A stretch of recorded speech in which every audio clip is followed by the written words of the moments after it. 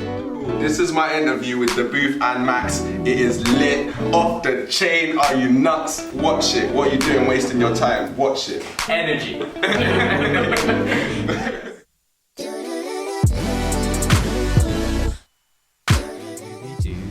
Doobie. Yeah. Scooby Dooby Dooby Dooby. Okay. Oh, okay. What's going on here? I don't have enough creativity for this. There was like so much ad libs. I was like, Scooby, Scooby Doo, Scooby Snacks. Where are you? No, I'm joking. Welcome back to the Cruising Show. I am Max. I'm joined by Me. I am Daboothe. Oh, what a great intro. I am the second radio presenter on this show. On this show. His name's Daboothe. Yes. And he speaks the truth, as he likes to say. I do. But we also have a lovely guest in. We have Kwazi. Yes, Kwazi 0117 in the lovely booth. Kwazi. Yes. Nice to be here again. Yeah, third time lucky, isn't it? Yeah, exactly. I'm a regular customer.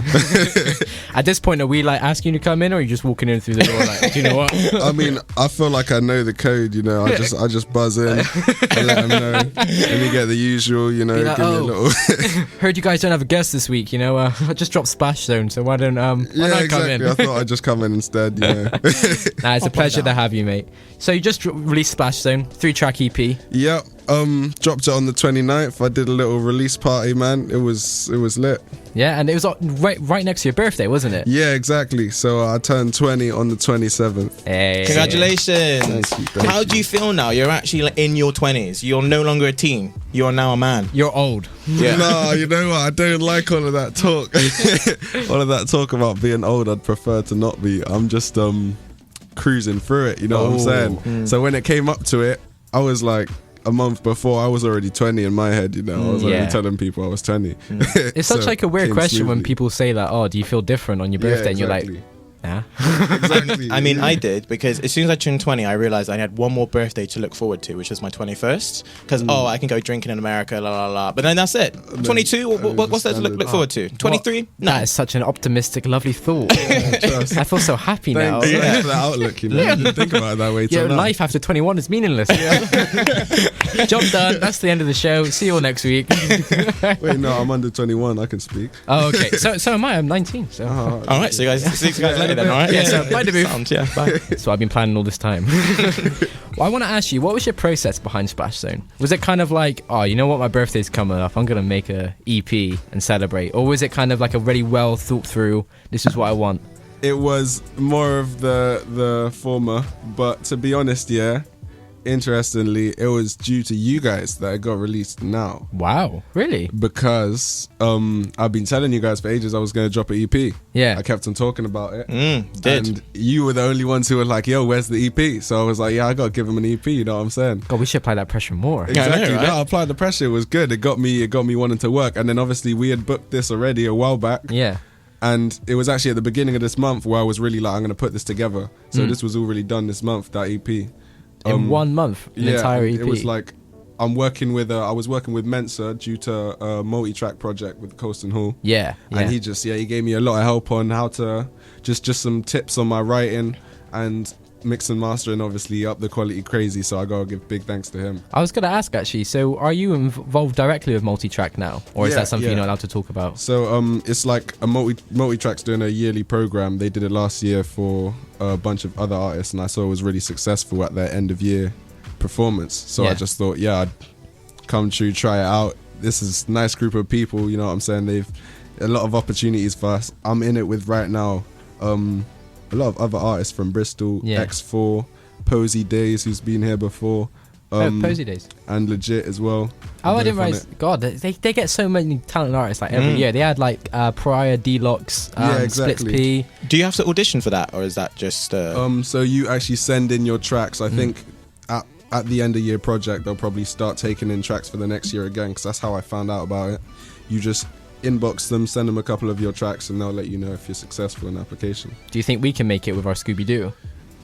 I mean, keep trying, guys. Yeah. Aim for the skies, guys. Exactly, yeah. What were some of the main things that you learned from then? That so before you started, but now you've I guess you're coming to the end. What were some things that you took away? So we started off in actual studio sessions and doing talks with Tony Briscoe, who's one of the people running it. Tony, yeah. And he's just really good on in the whole industry. But he gave us a lot of tips to start with about Logic and general, like the more technical side of it.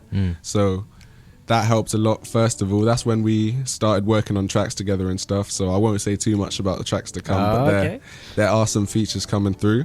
And then after, we went into the more professional development side. So we met a publicist that was actually was working for Koj Radical, and an artist called Swish, and she got her a colour show. So she was telling us a lot of interesting stuff about like what a publicist does and what she did in that process. So it was really good to learn about the industry. Do you think it's going to help you? Because like your numbers are already incredibly high. Your interaction is like, from this EP, me and Daboothe were talking about it. It's like every artist we've ever had on the show was like, Kwazi dropped an EP. Wow. And the thing is with most people as well, like you'll just see like people that are share it for a day, but people are still sharing it now, and it's been like 4 days since you dropped it. Yeah, I'm happy about that, to be honest. This is definitely like the best interaction I've had as well. And you have us to thank. So if you want to give us those royalties, you know. Yeah. Or a shout out on the next EP you do. Yeah, what?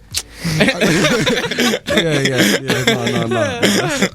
That's all right, bro. I'll definitely do that. I'll send you, man, a little shout out on the track. You've been bringing me through for a while now, you know what I'm saying? A year and a bit, so I gotta give back. You gotta give back. I love that. I love how you made an entire EP off the pressure of us. We should do it more. Kwazi, you're coming in December and you're gonna drop an album. It's a mixtape. TAE mixtape. Get it all done.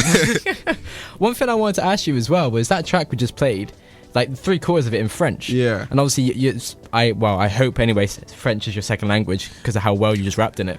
Or is it the first? It's actually my first language, yeah. First language. So I was born here, but I went, interestingly, to a French nursery in the UK. Oh, wow. And I was started off just at the French nursery, and then I started at English nursery, and I was doing a couple days at each. And then after, I just transitioned completely to St. Werburgh's, the English one, and just went to English school from there. But so technically French was my first language. Is that why it's important for you to like put the French into your music, to try to let people know, like?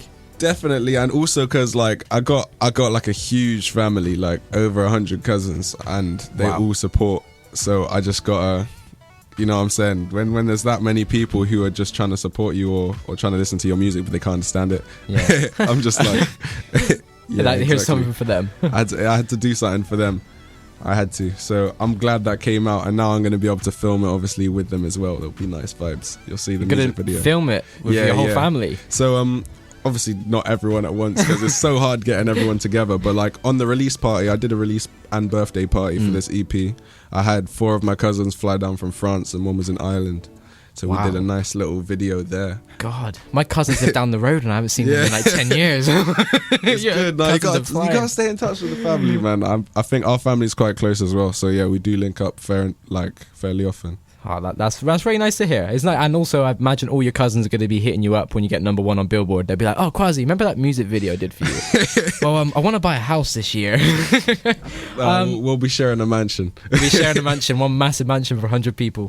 We are going to go into another one of your tracks. It's I know it's one of Daboothe's favourites. It's No Trouble. Okay. And, No trouble at all. When we come back in, we're going to have another legendary on the spot from you. Last time you blew us away.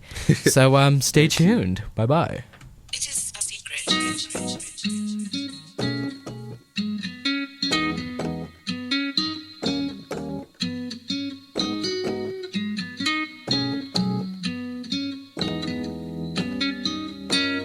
Nah, you ain't no trouble. I can get over you quickly. Thoughts on my mind.